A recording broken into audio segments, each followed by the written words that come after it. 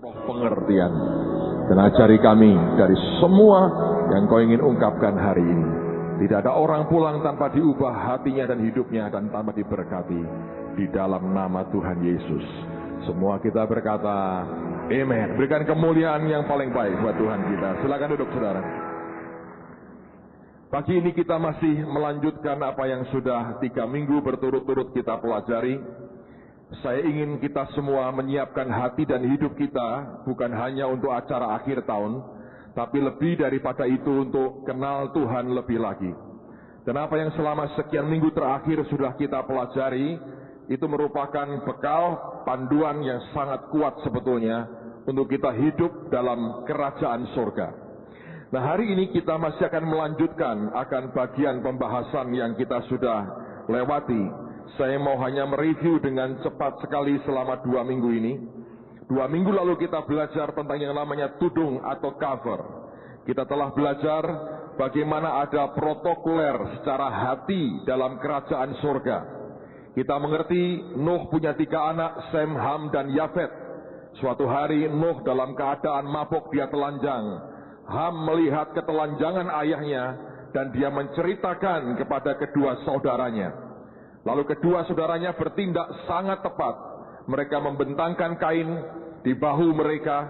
Mereka berjalan mundur, memalingkan wajah mereka sehingga tidak melihat aurat ayahnya. Dan ditutupilah ketelanjangan ayahnya. Nah, 2 sikap yang berbeda mendatangkan 2 akibat yang berbeda. Ham yang menceritakan akan ketelanjangan ayahnya, dia kena kutuk. Sedang Sem dan Yafet diberkati. Ini memberikan pelajaran yang sangat berharga buat setiap kita. Bahwa yang namanya tudung secara cover rohani. Orang yang Tuhan percayakan di atas kita. Sekalipun dia telanjang karena kemabukannya. Kalau kita mencoba untuk menyuarakan keluar dengan sikap hati yang tidak benar. Cepat atau lambat saudara akan menghadapi konsekuensi protokoler kerajaan surga. Karena segala sesuatu yang Tuhan tetapkan itu di dalamnya Allah menghargai penetapannya. Ham berpikir ini kan bapakku, aku biasa bergulat dengan dia. Ini orang yang aku familiar dengan dia. Kurang ajar sedikit tidak masalah. Tapi dalam sistem kerajaan surga, ketika kerajaannya datang di tengah-tengah kita, hal seperti itu cepat atau lambat pasti menimbulkan konsekuensi yang sangat-sangat buruk dalam kehidupan kita. Kain merupakan contoh kedua. Dia merupakan cover yang tidak baik. Dia tudung yang jahat sekali. Dia membunuh akan Habel adiknya. Sekalipun demikian, Tuhan berkata, kalau ada orang membunuh Kain, oleh karena dia membunuh akan Habel adiknya, aku akan memberikan hukuman ganjaran 7 kali lipat. Nah, saya tidak berkata bahwa setiap orang yang sebagai cover tudung dalam kehidupan kita, apakah Anda suami, apakah Anda seorang ayah, atau Anda seorang hamba Tuhan, atau Anda seorang pimpinan, atau apapun bentuk saudara, di mana Tuhan memberikan engkau sebagai cover, atau engkau anak sulung dalam sebuah keluarga, selalu tidak berkata bahwa kita bisa berbuat semaunya. Tetapi setiap kali Tuhan menetapkan sebuah tudung atau cover, di dalamnya Tuhan menghormati institusi yang dia bentuk sendiri. Dan setiap pelanggaran akan menimbulkan konsekuensi dari Tuhan sendiri. Dan Kain merupakan contoh tudung yang tidak baik. Kita sudah belajar tentang para malaikat dan iblis. Mereka punya rule of the game-nya. Mereka punya aturannya. Dalam alam roh ada aturannya. Mikael tidak berani menghujat iblis. Dia hanya berkata, kiranya Tuhan menghardik engkau. Tapi berapa banyak sebetulnya orang Kristen yang tidak ngerti akan rule of the game-nya dalam hubungan satu dengan yang lain. Sikap hatinya semena-mena. Berpikir kalau Anda cukup dekat, Anda familiar, Anda bisa maki balik, Anda bisa muntahkan semua kekesalanmu, Anda bisa ngomong semaumu sendiri. Menurut saya, satu hari kelak akan ada konsekuensi yang harus ditanggungnya. Sudah kita baca cukup banyak ayat soal itu, dan saya percaya seharusnya kita mengerti. Alkitab berkata, engkau jangan engkau menjamah akan orang yang kurapi, dan jangan usik nabi-nabiku. Saya pikir semuanya sudah jelas. Ada banyak ayat saya bacakan. Minggu lalu kita belajar tentang timbangan neraca Tuhan. Bahwa segala sesuatu itu ada timbangannya, ada ukurannya. Sebelum Tuhan menghabiskan orang Amori dari tanah Kanaan, Tuhan tidaklah Allah yang tidak adil. Dia Tuhan yang maha adil. semuanya ada timbangannya, semuanya ada ukurannya. Untuk sebuah tingkatan dosa tertentu mendatangkan hukuman tertentu. Atau saya balik, ketika Tuhan akan menghukum seseorang atau sebuah bangsa dengan tingkat hukuman tertentu, dibutuhkan suatu akumulasi jumlah penjumlahan dosa tertentu untuk mencapai akan equalnya, baru dia bisa bertindak. Karena itu Tuhan berkata kepada Abraham, keturunanmu yang keempat baru akan bisa kembali ke tanah Kanaan. Sebab sebelum itu dia berkata, kedurjanaan orang Amori belum genap, kejahatan orang Amori belum genap. Orang Kristen yang tidak mudah punya hati yang hancur dan bertobat, yang terus bertahan dengan kekerasan hatinya, Anda sedang mengakumulasi, menambah terus, menumpuk terus akan dosamu. Di titik tertentu itu mendatangkan konsekuensi yang sepadan dengan semua timbunan dosa kita. Kita sudah belajar tentang yang Alkitab katakan di Perjanjian Baru, orang yang menambahi dosanya sampai genap, kata Paulus, sehingga kemudian hukuman dijatuhkan ke atasnya. Sudah kita pelajari, dia juga berkata, orang yang mencobai aku 10 kali tidak pernah bisa masuk tanah Kanaan. Kita juga sudah belajar bagaimana Raja Belshazzar ditimbang oleh Tuhan dengan tulisan mene tekel ufarsin, diukur, dihitung pemerintahannya. Dia Tuhan yang menghitung, semuanya dihitung pemerintahannya, dan kemudian diakhiri ketika ditimbang terlalu ringan. Dan inilah kenyataan yang Anda dan saya mesti berhitung. Segala sesuatu, sikap kita, perkataan kita, reaksi-reaksi kita, biarlah kita bijaksana, hitung dengan cermat, karena Tuhan kita berhitung. Dia menghitung segala sesuatunya. Dan bila sampai titik akumulasi, penjumlahan tertentu, penumpukan tertentu, selalu akan turun sebuah konsekuensi. Dan itu akibatnya seringkali bisa fatal sekali. Dan kita sudah belajar ada beberapa dosa yang Anda mesti perhatikan. Yang pertama, Alkitab mengajarkan kepada kita, kalau ada hal-hal yang kita buat, yang kita ucapkan, sikap kita, yang sampai menyakiti akan hati Tuhan. Dan seringkali sikap-sikap itu bukan sikap-sikap yang terlalu jahat dalam pandangan manusia. Anda berkata, saya tidak pernah membunuh orang, tidak pernah juga merampok miliknya orang lain. Saya artinya tidak mungkin saya menyakiti hati Tuhan. Saya beritahu saudara, belum tentu hal-hal seperti itu menyakiti Tuhan, lalu hal-hal yang di bawah itu tidak menyakiti hati Tuhan. Bagaimanapun sebetulnya, ada kriteria-kriteria dan kondisi hati Tuhan yang kita mesti pertimbangkan. Karena itu lebih sempurna, lebih aman mendengar dengan baik semua templakan, bisikan, teguran Roh Kudus dalam kehidupan kita. Jangan sampai kita berbuat lalu kebacut, kita bablas sehingga menyakiti akan hati Tuhan. Kita belajar raja bernama Hizkia. Tuhan berkata, sudah waktunya kamu mati. Dia ngotot berdoa minta perpanjangan umur, dan Tuhan berikan perpanjangan umur. Pada masa perpanjangan itulah lahir anaknya bernama Manasye. Dan sebagai seorang raja, Manasye jahatnya luar biasa dan menyakiti akan hati Tuhan. Sekian generasi kemudian ada raja bernama Yosia, raja yang luar biasa. Alkitab berkata tidak ada raja seperti dia, yang berbalik ke Tuhan dengan segenap hati, jiwa, dan kekuatannya. Namun Alkitab berkata, murka Tuhan tetap tidak surut karena sakit hati yang ditimbulkan oleh Manasye. Kalau ada sikap-sikap kita yang membuat Tuhan sampai sakit hati, itu akan menimbulkan konsekuensi yang mengerikan sekali. Yang kedua, kalau kita menghujat Roh Kudus. Dan banyak orang memiliki tafsiran tentang menghujat Roh Kudus. Sudah kita baca di Injil Markus, dikatakan bahwa dia mengatakan demikian karena mereka mengatakan dia kerasukan roh jahat. Yesus dalam pekerjaan pelayanannya, di dalam pengurapannya, ada banyak hal yang disalah mengerti oleh orang. Ingat ya, pengetahuan kita, pengertian kita terlalu cetek untuk bisa menilai pekerjaan roh. Alkitab berkata bahwa ada hal-hal yang tersembunyi dari Allah. Nah, kalau tersembunyi artinya pengertian kita terlalu dangkal.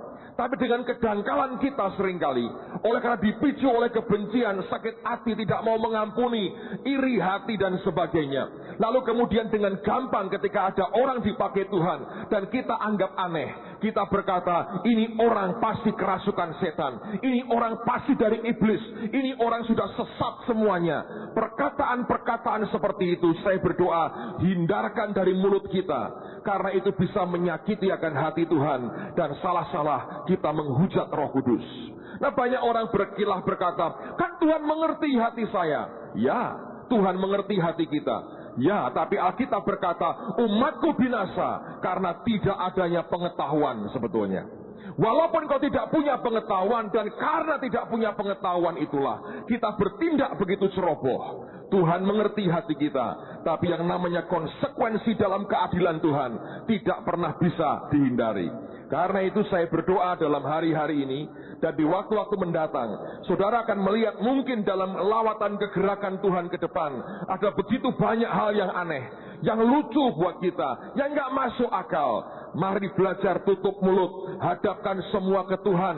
Jangan pernah pegang palu penghakiman, itu bukan hak kita. Biarkan Tuhan yang menentukan segala sesuatunya. Kalau Anda tidak sejahtera, datangi yang bersangkutan, ajak sharing dengan baik, tanpa Anda sebagai pewarta berita ngomong ke sana kemari sebelum engkau langsung ngomong kepada yang bersangkutan. Sebab di dalam keadilannya Dia menghormati setiap status, setiap jabatan, setiap pengurapan yang Tuhan berikan kepada hamba-hambanya. Ketika engkau melihat pekerjaan Tuhan yang nampaknya tidak masuk akal, belajar tidak menghakimi. Salah-salah kita menyakiti akan hati Tuhan. Saudara mau tahu seringkali dia sakit hati karena apa? Sederhana. Sejelek-jeleknya kita sebagai orang tua, kita ini mewarisi berbagai macam karakter nature-nya Tuhan. Saya beritahu sederhana sekali. Kalau Anda seorang ayah, ada anakmu yang disakiti, dipukuli oleh anak orang lain, sekalipun engkau sendiri tidak sakit fisikmu, sakit hati nggak saudara? Sebagai orang tua. Oh tidak Pak, memang sengaja biar anakku diantemi biar mati. Itu orang tua gendeng namanya. Orang tua yang waras melihat anaknya dilukai, disakiti orang lain, dia pasti akan bereaksi. Dan itu hal yang sama dengan Bapa di sorga. Mari belajar tidak saling menyakiti, belajar tidak saling menuding, belajar tidak saling menghakimi. Karena konsekuensinya cepat atau lambat itu pasti akan jatuh di tengah-tengah kita. Mesti ada harga yang harus Anda bayar. Nah, hari ini kita akan meneruskan. Saya mau tunjukkan beberapa hal, dan saya tahu ini menyangkut akan sesuatu ke depan buat kita. Tetapi saya mau katakan seberapa sebenarnya Tuhan akan membawa gereja Tuhan pada akhir zaman ini. Dan saya didorong Tuhan untuk menyampaikan ini supaya membuat kita semua disiapkan Tuhan. Karena ke depan begitu banyak hal yang Tuhan kerjakan. Kemarin saya ditelepon oleh seorang teman di Jakarta. Saya baru balik dari Jakarta kemarin. Pada waktu saya on the way ke airport, seorang hamba Tuhan telepon dan dia melaporkan begini, Pak, kami baru selesai doa keliling untuk kota Jakarta. Dan kemudian dia berkata, tadi anak saya, dia punya anak laki remaja, dan ini anak dari kecil memang sensitif dengan dunia roh. Lihat malaikat, lihat setan itu biasa, ya toh. Kalau kita lihat setan, pingsan saudara, atau segala macam. Dia biasa. Lihat malaikat kita sampai kita tersugur. Dia biasa. Lihat malaikat, lihat setan biasa. Dulu waktu kecil, mamahnya bingung. Kalau lagi makan bareng-bareng itu di meja, dia serang bingung. Loh kenapa? Malaikat kok mundar-mandir terus ya? Saya suruh minggir sebentar nih, nggak enak ganggu pemandangan. Lagi ngobrol sama orang tuanya. Jadi dia bingung orang tuanya. Dari kecil dia memang terbiasa peka dengan hal-hal seperti itu. Nah kemarin waktu doa keliling ini anak ikut saudara. Lucu sekali. Setiap doa keliling ini anak diajak. Satu hari itu hari yang ditentukan Tuhan. Mereka harus doa. Dan mereka itu doa dari tengah malam sampai menjelang fajar. Jadi tentu ini anak akan teler sekali. Butuh waktu tidur sebentar sebelum bisa sekolah. Tapi hari itu sekolah ada ujian, ada tes. Jadi mamahnya datang ke sekolah ngomong begini, anakku ini mau ikut doa keliling. Nah kalau begitu kan mesti dia terlambat nanti kalau datang ke sekolah. Sekolahnya berkata gini, ya begini aja Bu, anaknya nanti ikut susulan, saya undurin buat dia 2 jam, pada waktu setelah tes dimulai 2 jam kemudian dia datang ke sekolah, dia ikut tes. Anaknya nggak mau, ngomong begini, Mah, saya nggak mau, saya mau bareng-bareng sama mereka. Dan Tuhan bilang boleh, tetap dimundurin katanya. Orang tanya berkata gini, Pak, bisa nggak jam tesnya diundur saja rame-rame? Dia berkata, ya dah bagus katanya. Jam tes diundur, nunggu satu anak, selesai 2 keliling, saudara. Bayangin, tuh, ini anak aneh sekali pokoknya. Nah, jangan dicari siapa orangnya, ntar Anda jadikan dukun, repot saudara. Karena orang Kristen kalau ada yang begituan, didatengin, ditanyai, nasibku gimana, besok mati, nah repot malahan. Jadi jangan cari yang begitu-begitu, cari Tuhan. Amen saudara. Nah, dia berkata begini, dia cerita, ini mamanya yang cerita. Dia cerita pada waktu doa keliling itu rohnya seperti diangkat Tuhan. Dan ketika itu dia melihat di sorga, Yesus sedang seperti melukis. Ternyata bukan. Dia lagi tulis sesuatu, dan itu merupakan gulungan file sorga. Dia lihat banyak hal, tapi saya mau persingkat aja hari ini. Yang dia lihat di antaranya adalah peristiwa Nuh ribuan tahun yang lalu. Dia ditunjukkan semua peristiwa Nuh. Dan ternyata Tuhan berkata begini, setiap peristiwa di Alkitab secara rohani di waktu-waktu mendatang itu bisa terulang secara rohani. Persisnya nggak akan sama, secara spiritual itu bisa terulang katanya.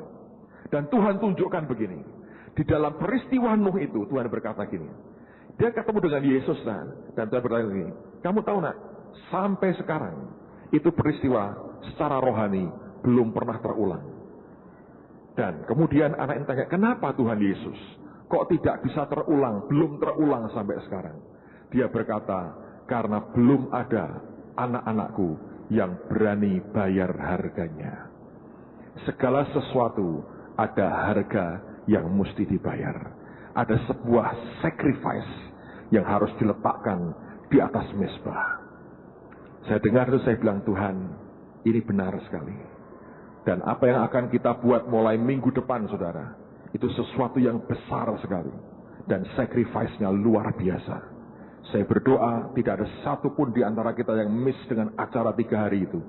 Karena saya makin diteguhkan, ada sesuatu yang Tuhan mau dengan apa yang kita buat di minggu mendatang ini. Nah, hari ini mari kita buka Yehezkiel 14. Saya minta gantian Pak Hengki yang bacakan buat kita. Pak Thomas sudah kerja keras minggu lalu.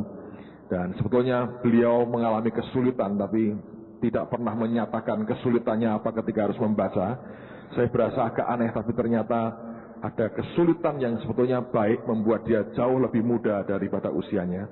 Tapi hari ini gantianlah. Yehezkiel 14, ayat 12 sampai ayat 14, lompat 16, 18, 20. Yehezkiel 14 ayat 12 sampai dengan ayat yang ke-14 dulu. Silakan. Thank you. Hukuman tidak tertengahkan lagi. Kemudian datanglah firman Tuhan kepadaku, hai anak manusia, kalau sesuatu negeri berdosa kepadaku dengan berubah setia, dan aku mengacungkan tanganku melawannya dengan memusnahkan persediaan makanannya dan mendatangkan kelaparan atasnya dan melenyapkan dari negeri itu manusia dan binatang, biarpun di tengah-tengahnya berada ketiga orang ini, yaitu Nuh, Daniel, dan Ayub, mereka akan menyelamatkan hanya nyawanya sendiri, karena kebenaran mereka. Demikianlah firman Tuhan Allah.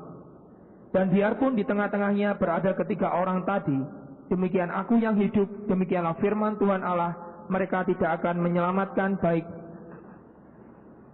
anak laki-laki maupun anak-anak perempuan, hanya mereka sendiri akan diselamatkan, tetapi negeri itu akan menjadi sunyi dan sepi. Ayat 18. Dan biarpun di tengah-tengahnya berada ketiga orang tadi, demikian aku yang hidup, demikianlah firman Tuhan Allah, mereka tidak akan menyelamatkan baik anak laki-laki maupun anak-anak perempuan, tetapi hanya mereka sendiri akan diselamatkan. Ayat 20. Dan biarpun Nuh, Daniel, dan Ayub berada di tengah-tengahnya, demi aku yang hidup, demikianlah firman Tuhan Allah, mereka tidak akan menyelamatkan baik anak laki-laki maupun anak perempuan, melainkan mereka akan menyelamatkan hanya nyawanya sendiri karena kebenaran mereka. Kalau Anda perhatikan ya, ini juga hitung-hitungan, saudara.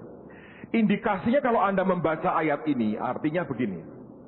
Ada suatu tingkatan dosa yang sampai orang-orang tertentu pun di tengah-tengah mereka memintakan sesuatu, Tuhan berkata tidak guna. Mereka sendiri akan diselamatkan karena kebenaran mereka. Tetapi mereka tidak bisa memintakan untuk orang lain. Indikasi yang kedua mengatakan, kalau tingkatan dosanya tidak separah itu, berarti orang-orang ini masih punya tanda petik kemurahan Tuhan tertentu sehingga dia bisa maju ke Tuhan, memintakan ampun, dan itu akan diberikan. Karena dalam kitab Yeremia dia berkata, sekalipun ada Musa dan Samuel di tengah-tengah mereka. Jadi ada orang-orang tertentu yang memang kalau sebuah kota atau bangsa itu punya tingkatan dosa tertentu, orang-orang ini bisa maju ke Tuhan dan bersyafaat. Lalu kemudian Tuhan akan berbuat sesuatu. Nah, tetapi bagaimanapun, walaupun dalam kasus ini, mereka tidak guna ketika mereka memintakan ampun kepada Tuhan. Karena tingkatan akumulasi dosa mereka, timbunan dosa mereka sudah begitu luar biasa. Tapi kalau kita membaca, sebetulnya bagaimanapun, 3 nama ini sangat spesial di hadapan Tuhan. Kata sekalipun itu menunjukkan kepada sesuatu yang berbeda, yang different, yang spesial sekali. Baik itu ada pada pribadi Nuh, Daniel, dan Ayub. Saya merenungkan beberapa saat akan 3 nama ini. Saya tanya ke Tuhan, kenapa ini orang bisa berbeda sekali? Apa yang membuat mereka berbeda? Dan Tuhan mulai berbicara begini. Sebenarnya ketiga nama ini adalah orang-orang yang ada di tingkatan atau level raja-raja. Di dalam kerajaan surga, dalam pemerintahan, dalam alam rohani, orang itu semua punya level, punya tingkatan, bahkan punya kepangkatan yang berbeda-beda. Nah, salah satu di antaranya adalah tingkatan atau level yang namanya tingkatan raja-raja. Dan inilah sebetulnya posisi di mana ketiga orang ini berada. Dan Tuhan berkata, sebetulnya dia ingin membawa gerejanya pada posisi yang seperti ini, karena posisi ini akan memberikan otoritas yang luar biasa pada gereja Tuhan untuk bertindak menegakkan kerajaan surga di muka bumi ini. Nah, dengan cepat saya mau tunjukkan supaya Anda mengerti seberapa besar sebetulnya otoritas yang akan Tuhan berikan kepada gerejanya. Mari lihat yang pertama adalah Nuh sendiri. Lihat Ibrani 11 ayat yang ke-7. Dari sini kita akan belajar mengapa kita berani berkata bahwa Nuh ini juga ada pada tingkatan di level raja-raja. Ibrani 11 ayat yang ke-7. Karena iman, maka Nuh dengan petunjuk Allah tentang sesuatu yang belum kelihatan, dengan taat mempersiapkan bahtera untuk menyelamatkan keluarganya. Dan karena iman itu ia menghukum dunia, dan ia ditentukan untuk menerima kebenaran sesuai dengan imannya. Alkitab berkata karena iman itu dia menghukum dunia. Nah, kita semua mengerti Alkitab berkata jangan menghakimi. Tapi ada orang yang dikatakan dengan iman, karena iman itu dia menghukum dunia. Nah, zaman dulu raja dengan hakim itu satu profesi. Raja adalah juga seorang hakim. Ingat cerita ketika 2 orang ibu punya anak bayi, yang satu anaknya mati, lalu mereka mengklaim anak yang hidup itu sebagai anak mereka, rebutan anak. Mereka tidak datang ke hakim, mereka datang ke Raja Salomo. Mereka minta keadilan. Karena raja juga merangkap sebagai hakim, memberikan hadiah dan juga memberikan akan hukuman. Nah, Alkitab berkata Nuh oleh karena imannya itu dia menghukum dunia. Berarti sebetulnya ada sebuah tingkatan dalam alam rohani yang menempatkan dia diberikan sebuah mandat yang cukup tinggi oleh Tuhan sendiri untuk menegakkan kebenaran dan kerajaan surga di muka bumi ini. Di dalam perjanjian baru, berulang-ulang hal ini sebetulnya diberi tanda oleh Paulus, disinyalkan oleh Paulus bahwa ini memang merupakan bagian dari sebuah otoritas yang sangat hebat yang gereja sebetulnya berhak untuk mendapatkannya. Coba lihat 1 Korintus pasal yang kelima. 1 Korintus pasal yang kelima. Kalau Anda ketemu pasal yang kelima, 1 Korintus pasal yang kelima, ayat 4 dan ayat yang kelima. 1 Korintus 5 ayat 4 dan ayat yang kelima. Silahkan. Bila mana kita berkumpul dalam roh, kamu bersama-sama dengan aku, dengan kuasa Yesus Tuhan kita, orang itu harus kita serahkan dalam nama Tuhan Yesus kepada iblis, sehingga binasa tubuhnya, agar rohnya diselamatkan pada hari Tuhan. Bayangkan, supaya saya tanya, yang menyerahkan seseorang kepada iblis itu Tuhan atau Paulus? Hah? Paulus kan? Bukan Tuhan kan? Di dalam roh kita, gereja, Paulus, aku dan kamu, menyerahkan orang itu tubuhnya dalam nama Yesus kepada iblis. Saudara, bayangin itu seberapa gedenya otoritas yang Tuhan beri. Tapi kenyataannya tidak semua orang Kristen punya otoritas seperti ini. Sebab kalau sudah, hari ini sebagian besar kita ke neraka. Begitu? Suamimu nyakiti hati. Dia bilang, aku serahkan tubuhmu kepada iblis. Gitu. Semua iblis. Semua sedunia isinya iblis tok, saudara. Ya tak? Tetanggamu, utang nggak bayar, tak serahkan ke iblis kamu. Semua diibliskan, saudara. Kenyataannya kan nggak bisa. Harus dalam roh. Dan ini hanya di tingkatan di mana orang mencapai tingkatan raja-raja. Karena kalau bertindak seperti ini, bukan karena emosinya, bukan karena kepahitannya, bukan karena sakit hatinya, bukan karena like and dislike-nya. Tapi ngerti bahwa inilah waktunya, Tuhan maunya begini, kita mengeksekusi sesuai dengan otoritas yang Dia berikan kepada kita. Tapi sejujurnya saya berkata, ini otoritas gedenya luar biasa loh, saudara. Tahu nggak itu artinya? Bahkan Anda bisa berkata, iblis itu ambil loh tubuhnya. Anda menentukan nasib orang loh. Dan hari ini toh belum dipulihkan.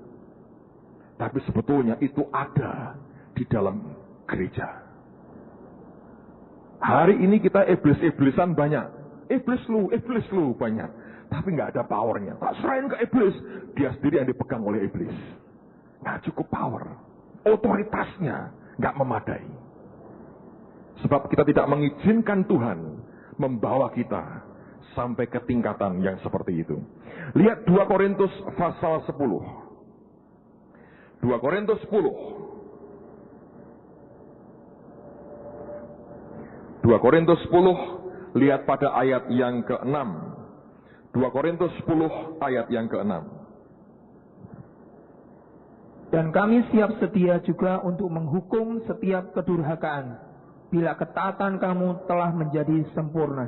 Sempurna artinya bukan sekedar atau yang kita pikirkan tanpa cacat sama sekali. Sempurna artinya sebuah kematangan yang luar biasa. Dan dia berkata kami siap menghukum.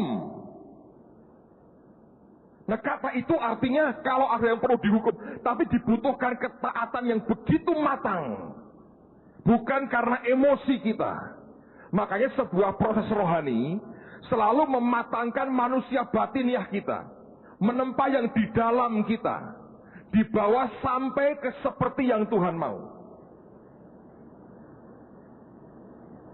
Tapi proses ini nggak gampang. Anda tahu di jemaat yang sama, Paulus menegur orang-orang Korintus dengan berkata begini.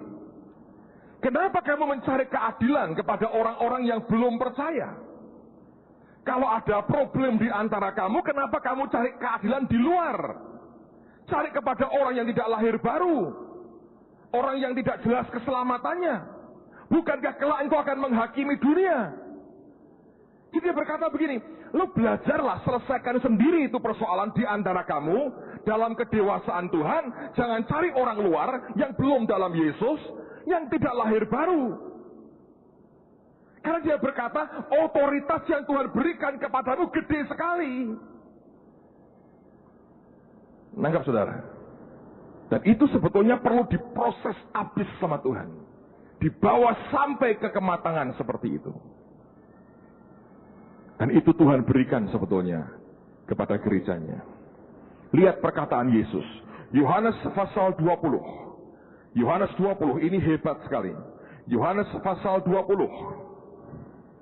Kalau Anda ketemu Yohanes 20, lihat ayat 21, 22, dan 23. Lihat sebuah otoritas besar yang Tuhan berikan.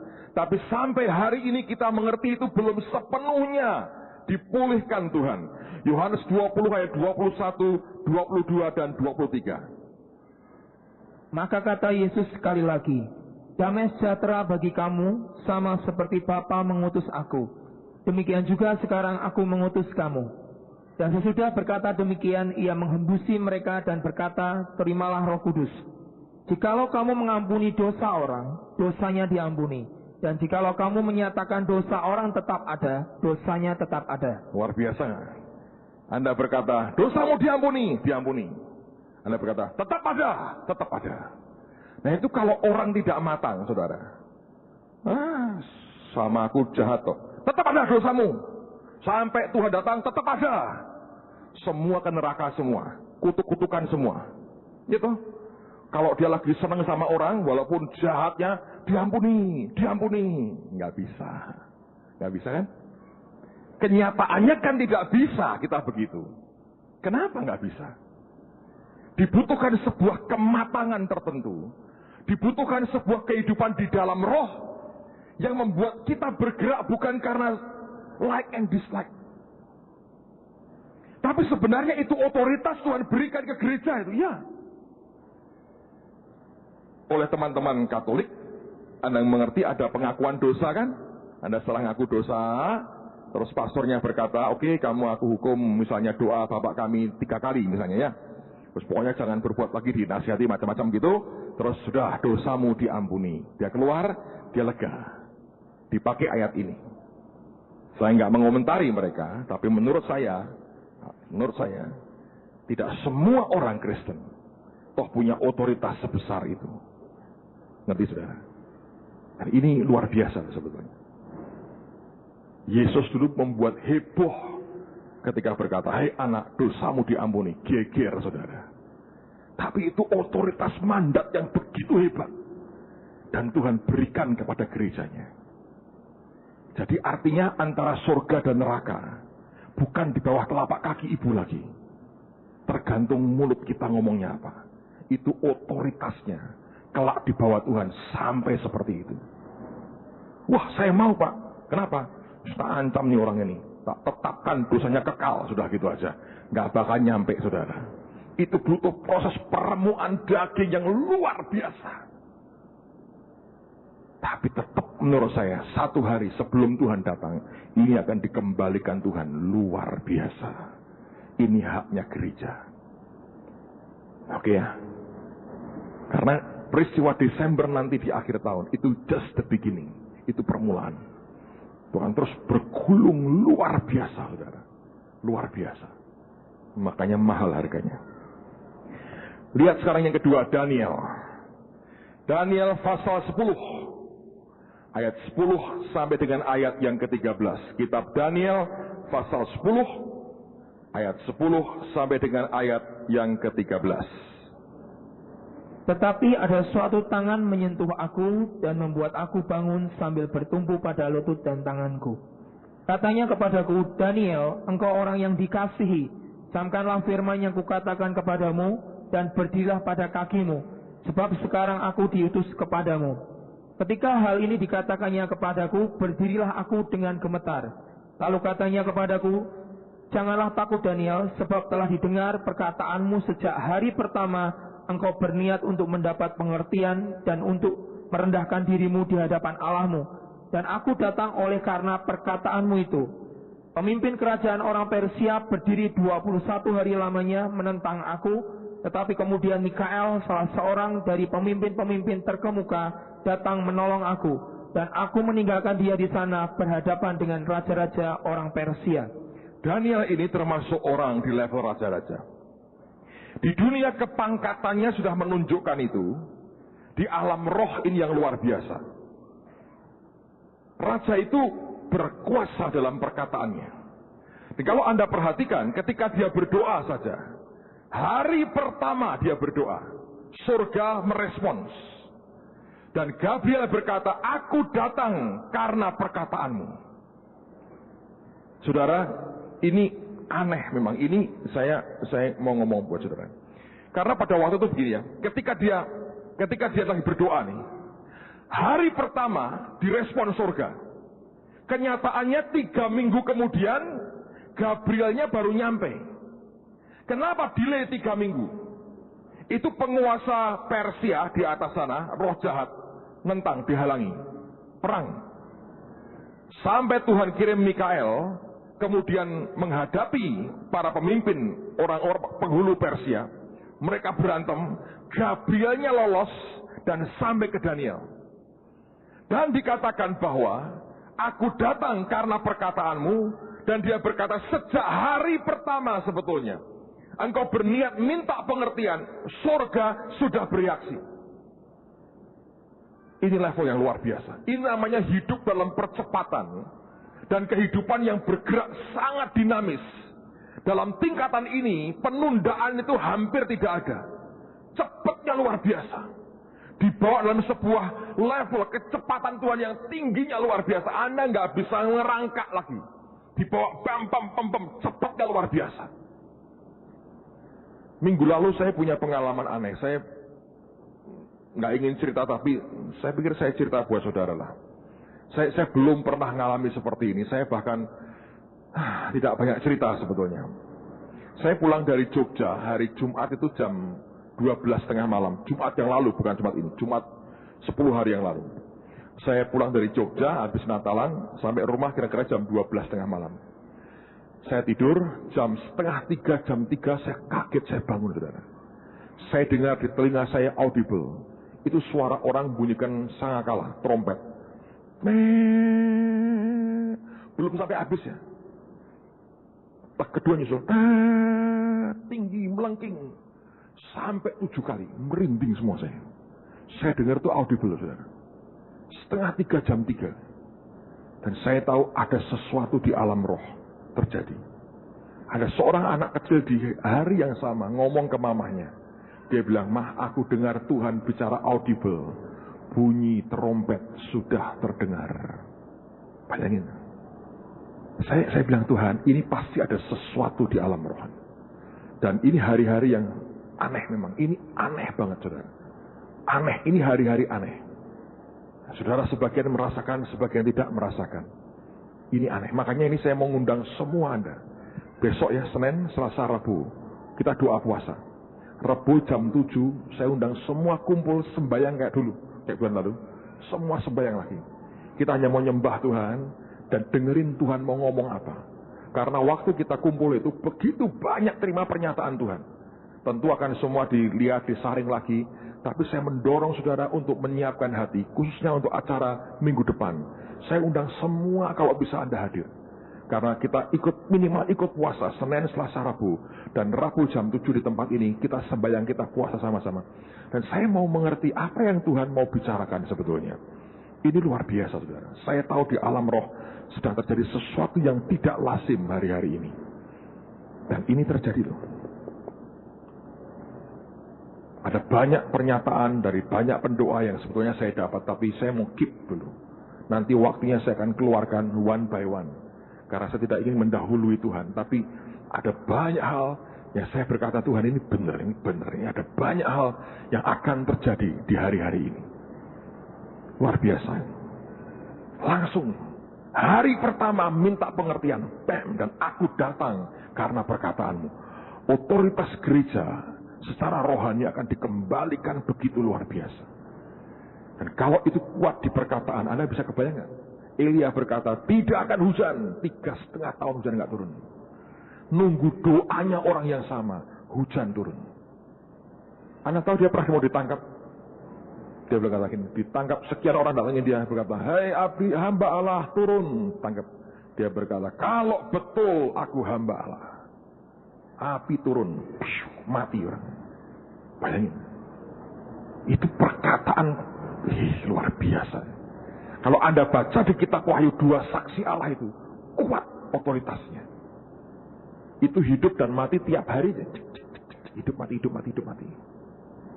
Dan itu akan terjadi sebelum Tuhan datang kedua kali. Akan ada pemulihan luar biasa. Kekristenan itu sesuatu yang different, saudara. Nanti Anda akan lihat. Kegerakan besar terjadi. Dan hal-hal yang spektakuler itu akan terjadi setiap hari di tengah-tengah kita.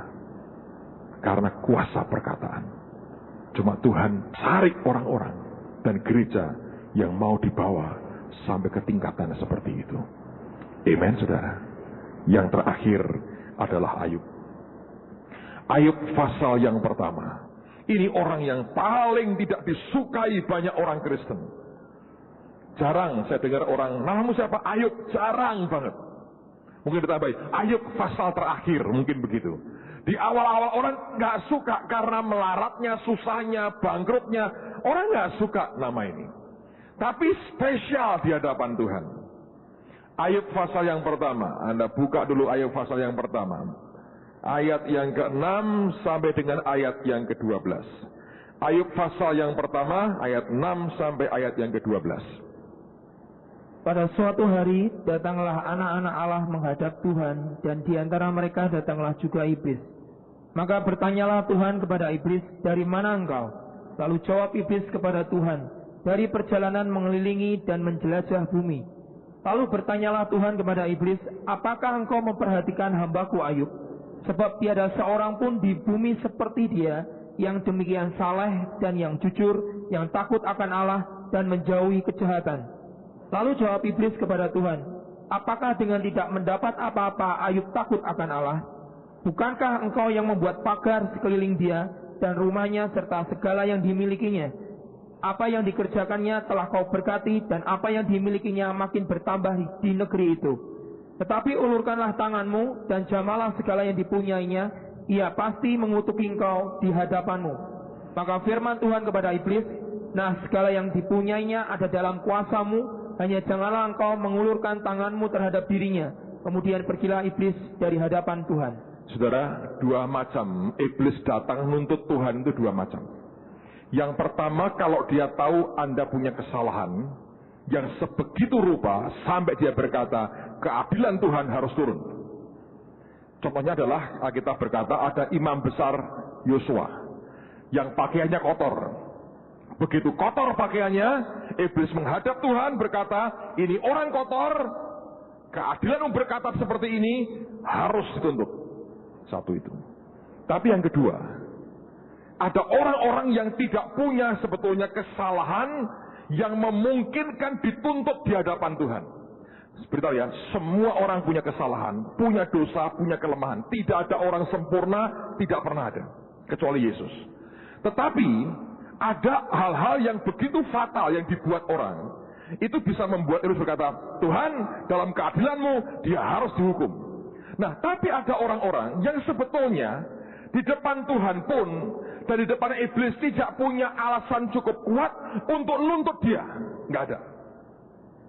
Tapi toh bisa iblis yang ngadep Tuhan nuntut atas orang ini. Siapa orang-orang ini? Itu orang kalau sudah mencapai tingkatan raja-raja. Waktu itu tidak usah karena Anda berbuat dosa. Dia langsung ngadep dan meminta sesuatu atas kehidupanmu. Dan biasanya begini saudara, yang paling dihormati kedua setelah Tuhan dalam hidup orang itu apa? Misalnya begini, ada orang berkata, prioritiku Tuhan pokoknya. Yang kedua, kekayaanku. Kekayaan ini akan dihadapkan ke Tuhan. Coba ini disikat, coba diambil, coba dibuang, seperti apa? Atau keluargamu, atau apapun. Kalau keluarga, dia ngadep, dia berkata, yang mengasihi ayah, ibunya, istrinya, anak-anaknya lebih daripada engkau, tidak layak jadi muridmu, tidak layak ngikuti engkau. Dia berkata, sekarang dihantemin, diaduin. Bam! Kepentingan Tuhan, kepentingan keluarganya. Dia pilih mana? Dan Tuhan harus jawab itu saudara. Dan jawabannya adalah dengan membiarkan kita melewati sebuah proses penampian. Dan itu terjadi dalam hidup Ayub. Ayub sebetulnya tidak punya cukup kesalahan untuk dituntut oleh iblis. Mana salahnya apa? Nggak ada tuh. Tuhan malah bangganya luar biasa. Iblis nggak ngomong Ayub, Tuhan yang berkata, engkau tahu hambaku Ayub? Saleh, jujur, takut akan Tuhan, menjauhi kejahatan. Tidak ada orang seperti dia. Tuhan begitu bangga dengan Ayub. Justru itu dia berkata, ya, coba singkirkan semua proteksimu. Apakah dengan tidak punya apa-apa, tetap dia menghormati engkau, nyembah engkau, pasti ngutuki Tuhan. Nah, mengapa saya berkata bahwa itu di level raja-raja? Sebab Yesus yang berkata, Lukas 22.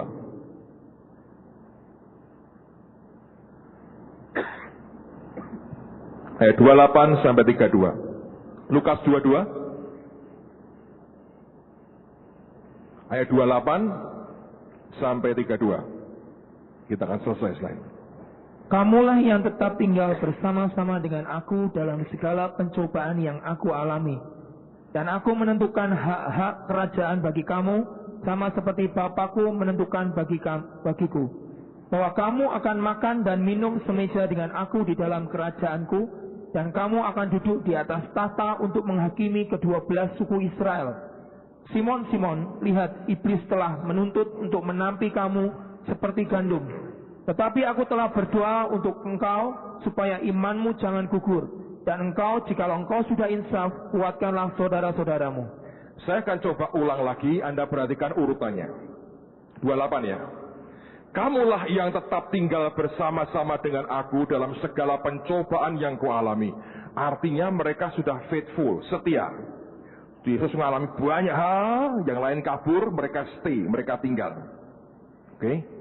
Nah, karena mereka tinggal dengan Tuhan selama ini, prosesnya, penderitaan, kesusahannya diikuti terus. Ayat berikutnya, dia berkata, ini upahnya. Dan aku menentukan hak-hak kerajaan bagi kamu, sama seperti Bapakku menentukan bagiku. Luar biasa. Bahwa kamu akan makan dan minum semeja dengan aku di dalam kerajaanku, dan kamu akan duduk di atas tahta, berarti mereka kan raja, ya, untuk menghakimi ke-12 suku Israel. Jadi karena mereka setia ikut Tuhan dalam semua penderitaannya, dia berkata, aku angkat engkau sekarang. Engkau layak masuk di level raja-raja. Kamu akan duduk di tahta untuk menghakimi. Engkau makan semeja dengan aku. Aku berikan hak kerajaan sebagaimana Bapak berikan kepadaku. Itu tingkatan yang tinggi sekali, saudara. Nah, begitu Tuhan ngomong soal level raja-raja, ayat berikutnya langsung dia teriak. Dia berkata, Simon, Simon, lihat iblis telah menuntut. Kata ini artinya dituntut di pengadilan sebetulnya. Untuk menampi kamu seperti gandum. Dan kata kamu ini bukan tunggal tapi jamak. Dia berkata, menuntut untuk menampi kamu semua. Kamu sekalian. Kalian semua para muridnya itu. Seperti gandum. Nah, seperti apa penampian gandum? Nah, perhatikan saudara. Ketika Anda naik di level raja-raja, segala sesuatunya itu akan mulai naik bergerak. Oke. Nah, penampian gandum itu begini. Ketika orang panen gandum pada zaman itu, maka gandum itu harus dibawa ke pengirikan. Ya. Itu untuk apa? Supaya kulitnya dikelupas sebetulnya. Zaman dulu belum ada mesin padi untuk nyelep beras ya. Jadi dengan batu kilangan itu mereka mencoba mengelupas akan kulit gandumnya, sekamnya. Nah, setelah itu dikumpulkan kan nyampur kan saudara ya. Ketika nyampur antara gandum dengan kulitnya, dengan sekamnya. Nah, setelah nyampur dalam bentuk gunungan seperti itu, mereka ambil garpu kayu yang gede. Lalu ini yang mereka buat. Mereka tusukkan, lalu mereka apa? Angkat ke atas. Begini aja. Terus diangkat ke atas. Diangkat ke atas. Nah, ini ujiannya beda. Kalau dulu diinjek-injek terus, saudara. Ditekan dalam penderitaan. Tiba-tiba semuanya naik. Pum, pum, pum, pum, pum. Seperti gandum dan sekam dinaikkan bersama-sama. Nah, waktu naik sampai ke atas. Di situ timbangan Tuhan akan jalan. Kalau dia gandum, maka dia merupakan barang yang berbobot, maka gandum itu akan turun, jatuh lagi ke bawah. Kalau dia sekam kulitnya, maka angin akan menerbangkannya. Nah, itu ditampi seperti menampi gandum. Diangkat, dinaikkan. Dan berapa banyak orang tidak kuat, dinaikkan gak kuat. Karena ternyata dia sekam. Banyak orang bertahun-tahun ikut Tuhan. Kelihatannya semuanya oke. Ketika dia naik diuji, api turun. Nyaris tidak ada bekas. bahwa dia pernah setia dengan Tuhan bertahun-tahun. Rontok semua imannya. Habis, semuanya habis. Nyaris ke neraka. Habis. Karena ternyata sekam. Dan ini bahaya loh saudara. Kapan Tuhan berteriak, Simon, Simon, lihat iblis telah menuntut ketika mereka diberi hak kerajaan. Tanpa kesalahan apa-apa sebetulnya yang mereka buat. Langsung ada. Mereka berkata, apa layak? Apa mereka terbukti setia dalam penderitaanmu Yesus? Apa mereka tidak menyangkali engkau? Ngaget. Dan iblis observasi titik paling kritikal dan paling lemah kita di mana? Di situ dia masuk. Dan sering kali pakai ayat loh saudara. Kalau ngadep ke Tuhan, pakai ayat. Dia benturkan kita dengan yang namanya keadilan Tuhan. Tapi hebatnya, Alkitab berkata, tetapi aku telah berdoa untuk engkau, kata Yesus. Nah, kata berdoa ini bukan meminta seperti orang biasa, Tuhan aku minta. Enggak, bukan. Kata berdoa ini yang di sini spesial. Seperti kata itu kata mengikatkan diri, melekatkan diri dengan seseorang. Dia berkata, aku telah berdoa untuk engkau. Dia berkata, Petrus, memang betul bahwa proteksinya aku akan singkirkan. Engkau harus membuktikan kepada iblis dalam alam roh, engkau layak terima semuanya ini. Tapi jangan takut. Aku akan mengikatkan diriku dengan engkau. Supaya imanmu jangan gugur. Luar biasa. Tetap Tuhan itu menyertai kita. Tetap dia bukan Tuhan yang salah pilih. Tetap dia konsekuen dengan apa yang dia tentukan. Tetap dia bertanggung jawab dengan semua pilihannya. Dan dia berkata, aku mengikatkan diriku. Aku lekatkan diriku. Aku peluk engkau Petrus. Supaya imanmu jangan gugur.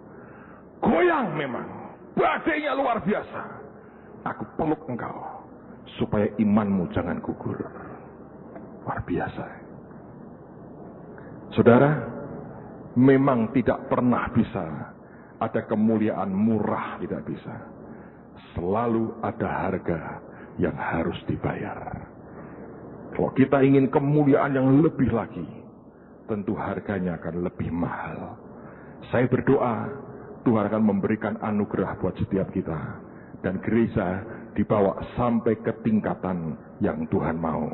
Sebab besar otoritas yang dia berikan buat kita. Tutup Alkitabmu.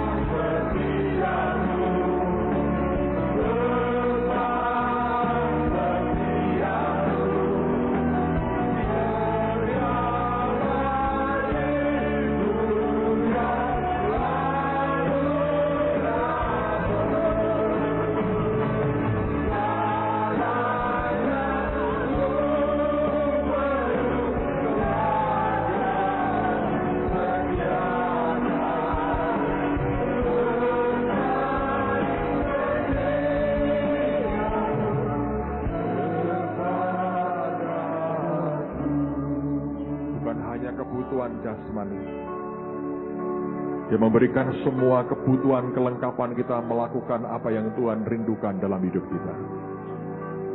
Kebutuhan jasmani kita butuhkan hanya di dunia.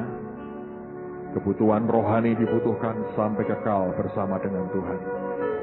Dan Dia Tuhan yang punya anugerah yang luar biasa. Amen, saudara. Kita hidup dalam zaman-zaman yang luar biasa. Saya makin percaya Tuhan segera akan datang yang kedua kali.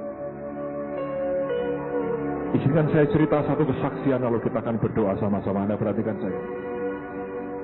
Bulan lalu ketika saya di Jakarta dengan Brother John dan Pastor Rick Thomas, satu malam kami lagi makan di restoran Jepang. Pendeta Rick Thomas menyebut satu nama. Dia berkata, nama Betty Baxter. 20 tahun lalu kurang lebih atau lebih dari itu, saya pernah dengar dia khotbah di gereja Isa Al-Masih. Dan saya dengerin itu.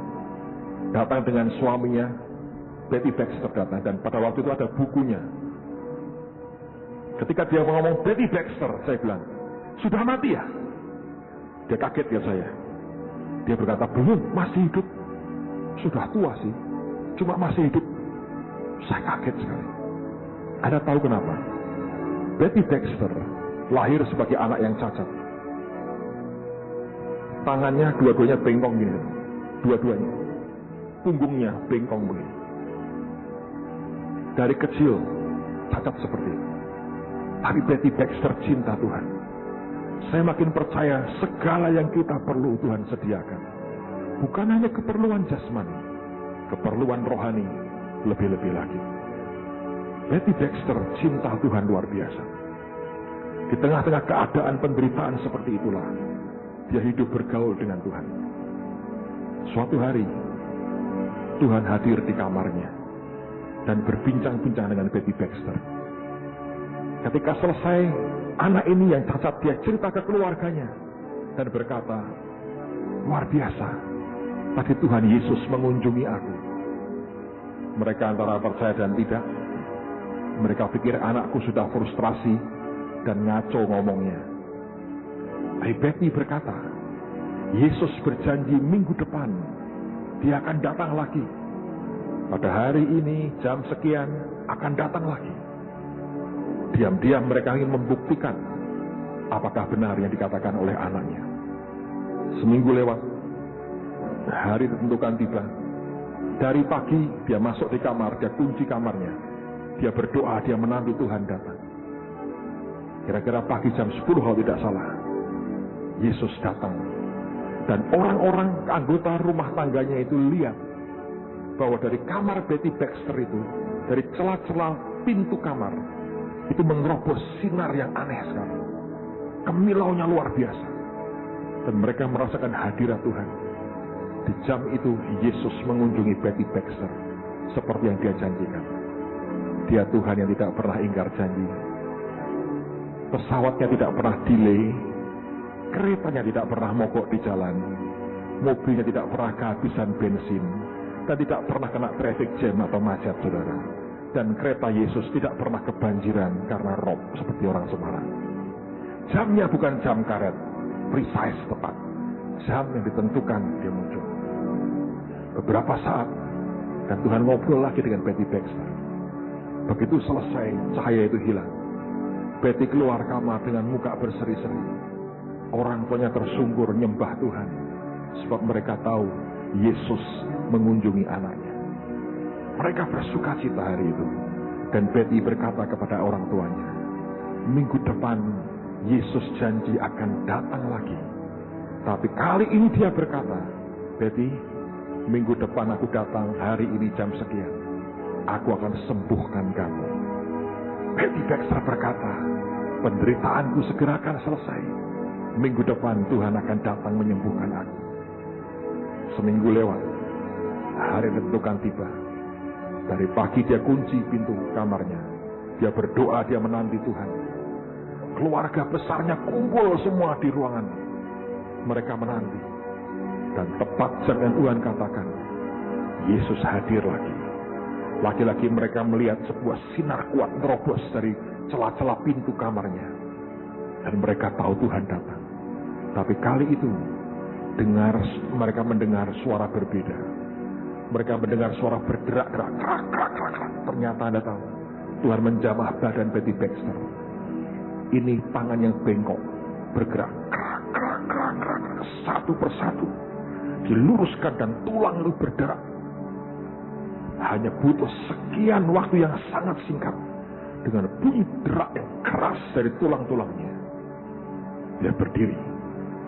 Dan ketika semuanya selesai, dia buka pintu kamarnya. Sekeluarga menyaksikan Betty Baxter yang lain, dari ujung kepala sampai telapak kaki, sembuh total, saudara. Mata ini pernah ketemu orangnya sendiri sekian 20 tahun lalu. Di gereja Isa masih Pringgading, dia datang dengan suaminya. Dia bersaksi bagaimana Tuhan tolong dia. Tapi ini the best, yang menurut saya the best buat kita. Hari itu Betty Baxter berkata, tadi Tuhan Yesus berkata kepadaku, Betty, aku janji satu hal dengan kamu. Kamu tidak akan mati, tapi kamu akan melihat aku datang yang kedua di awan-awan. Hari ini masih hidup, kabar gembiranya. Kalau dia mati, ya mati dia. Tidak mengurangi mujizatnya. Tapi saya diberitahu, sampai sekarang masih hidup. Yesus segera datang yang kedua. The King is coming. Amen. Hidup cuma sekali. Hidup bagi Tuhan. Dan mari muliakan namanya. Amen.